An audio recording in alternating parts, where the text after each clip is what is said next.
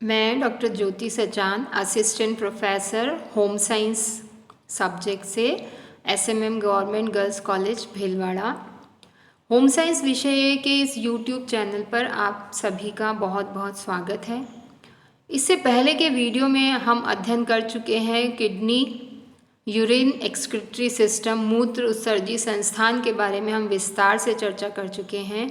Kidney की संरचना, kidney की जो बेसिक यूनिट है नेफ्रॉन, इसके जस्ट पहले के वीडियो में हमने नेफ्रॉन को डिटेल में अध्ययन किया था, उसकी संरचना को समझा था कि किस प्रकार से नेफ्रॉन जो है वह रक्त के शुद्धिकरण का कार्य करता है और मूत्र का निर्माण करता है। आज के इस वीडियो में हम अध्ययन करने जा रहे हैं फंक्शन ऑफ किडनी। जो वृक्क है या गुर्दे जो हैं उनका ह्यूमन बॉडी में क्या कार्य होता है, किस प्रकार से वह कार्य करते हैं और किस प्रकार से ह्यूमन बॉडी के लिए यह किडनी बहुत ही इम्पॉर्टेंट ऑर्गन होती है। यह जो टॉपिक है यह लाभदायक है उन स्टूडेंट्स के लिए जो ह्यूमन फिजियोलॉजी का पेपर पढ़ते हैं, मानव शरीर क्रिया विज्ञान, जिसके अंतर्गत हम शरीर की पूरी संरचना के बारे में अध्ययन करते हैं, विभिन्न तंत्र के बारे में अध्ययन करते हैं। तो वे स्टूडेंट जो ह्यूमन फिजियोलॉजी का पेपर पढ़ते हैं, साथ ही साथ होम साइंस विषय के स्टूडेंट्स, बीए होम साइंस के स्टूडेंट जो ह्यूमन फिजियोलॉजी के साथ साथ हेल्थ साइंस का भी पेपर पढ़ते हैं, उनके लिए यह जो टॉपिक चल रहा है यह उनके लिए अत्यंत ही लाभदायक है। तो आज हम इसको प्रारंभ करते हैं कि किडनी जो है वो कैसे कार्य करती है।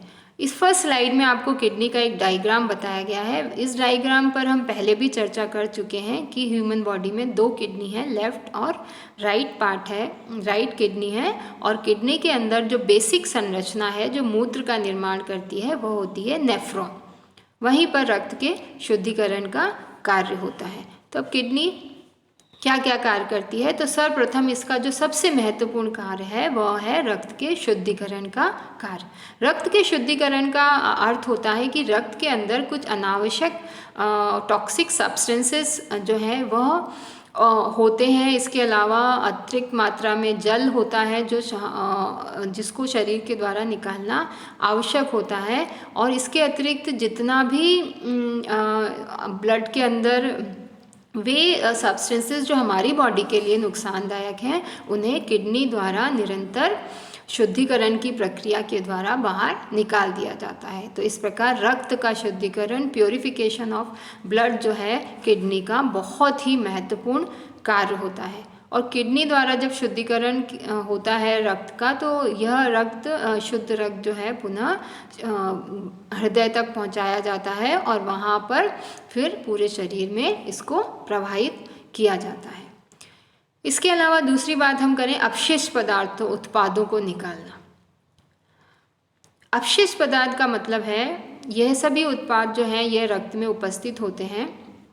तो कुछ सब्सटेंसेस जो हैं वो तो टॉक्सिक सब्सटेंसेस जो हैं वो बॉडी के अंदर बनते रहते हैं और कुछ बाहर से भी ब्लड में आ सकते हैं। तो अपशिष्ट पदार्थ जैसा कि यहाँ बताया गया है, इसमें ये बताया गया है कि जब हम भोजन द्वारा प्रोटीन को ग्रहण करते हैं, तो प्रोटीन के बारे में हमने ये अध्ययन किया है कि प्रोटीन जो है वो बहुत ही महत्वपूर्ण पोषक तत्व है और वो मैक्रोन्यूट्रिएंट्स के अंतर्गत आता है। मैक्रोन्यूट्रिएंट्स जो हैं ये वे न्यूट्रिएंट्स होते हैं जो ज़्यादा अमाउंट में हमें चाहिए होते हैं और इसके अंदर कार्बोहाइड्रेट, फैट और प्रोटीन आते हैं। तीनों ही शरीर को ऊर्जा प्रदान करते हैं, परंतु प्रोटीन जो है इसका प्राथमिक कार्य होता है शरीर निर्माणात्मक कार्य, बॉडी बिल्डिंग कार्य इसका प्राइमरी फंक्शन होता है। तो जो प्रोटीन हम भोजन के द्वारा ग्रहण करते हैं, तो वह प्रोटीन का जो मेटाबॉलिक प्रोसेस होता है, उसका मेटाबॉलिज्म होता है, उपापचय की प्रक्रिया होती है, तो उसके फलस्वरूप कुछ हानिकारक पदार्थों का उत्पादन होता है। अर्थात हम यूँ कहें कि जब प्रोटीन का ब्रेकडाउन हो रहा होता है तो कुछ टॉक्सिक सब्सटेंसेस जो हैं वह बनते हैं, जिसके अंदर सबसे प्रमुख है यूरिया और अमोनिया। तो अमोनिया और यूरिया का निर्माण होता है और इसके अलावा क्रिएटिनिन का भी निर्माण होता है। तो यह अमोनिया, यूरिया और क्रिएटिनिन ये ऐसे सब्सटेंसेस हैं जो शरीर के लिए टॉक्सिक सब्सटेंसेस होते हैं और इन्हें शरीर द्वारा बाहर निकाला जाना अत्यंत ही आवश्यक होता है।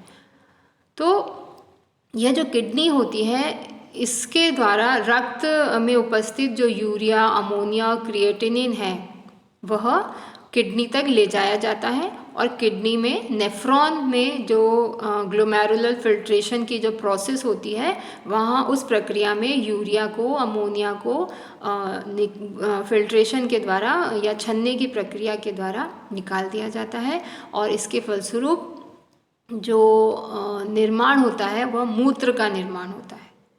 तो रक्त में जो अगर इसकी मात्रा रहती है अमोनिया और यूरिया की तो ये हमारे लिए जो है वो लाभदायक नहीं होती है, हानिकारक होती है।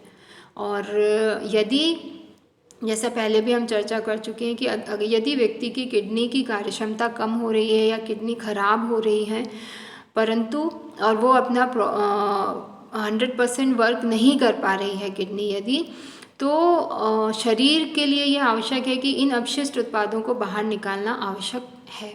यदि ये शरीर में रहे तो शरीर के लिए ये जानलेवा हो सकते हैं, टॉक्सिन्स प्रोड्यूस करते हैं।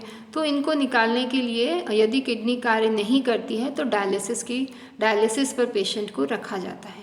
डायलिसिस जो होता है ये वो प्रक्रिया है जिसमें से जो यह अशुद्ध रक्त होता है इसे डायलाइज़र जो मशीन होती है उसमें प्रवाहित करके उसको शुद्ध करके पुनः पेशेंट के शरीर में शुद्ध रक्त प्रवाहित किया जाता है। तो इस प्रकार डायलिसिस की प्रक्रिया के द्वारा भी रक्त का शुद्धिकरण होता है और उसमें होता यही है कि जो अपशिष्ट पदार्थ ब्लड में उपस्थित हैं जिनका निकालना बहुत ही आवश्यक है उन्हें डायलिसिस की प्रक्रिया के द्वारा अलग कर दिया जाता है और रक्त का शुद्धिकरण किया जाता है।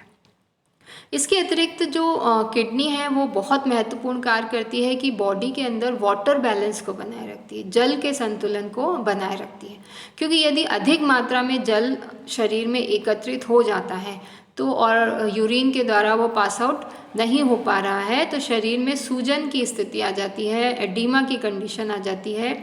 और यदि किडनी खराब है और अतिरिक्त मात्रा में पानी को बाहर निकालने से रोक रही है, नहीं निकाल पा रही है तो इससे एडिमा की प्रॉब्लम शरीर में हो जाती है और शरीर में पानी भरने लग जाता है और शरीर फूलने लग जाता है जो शरीर के आंतरिक अंगों के लिए अत्यंत ही हानिकारक होता है।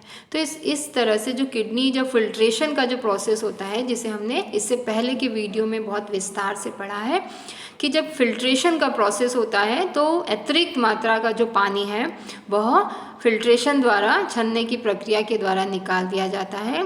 और अगर यदि अतिरिक्त मात्रा का पानी जो अमाउंट यूरिन का होना चाहिए उससे ज़्यादा अमाउंट में वो छन रहा है तो रीअब्जॉर्प्शन के प्रोसेस के द्वारा उसे पुनः ब्लड के द्वारा अवशोषित कर लिया जाता है। तो इस प्रकार जो एक दिन में यूरिन का 1 से 2 लीटर तक का यूरिन का निर्माण होता है उसमें शरीर के अंदर जो अतिरिक्त एक्स्ट्रा अमाउंट का वाटर है उसे शरीर के द्वारा बाहर निकाल दिया जाता है। तो इस प्रकार बच्चों आज हमने अध्ययन किया कि वृक्क के जो कार्य हैं इसके आगे और भी कार्य हैं जिसको हम इसके अगले वीडियो में हम अध्ययन करेंगे। तब तक के लिए धन्यवाद।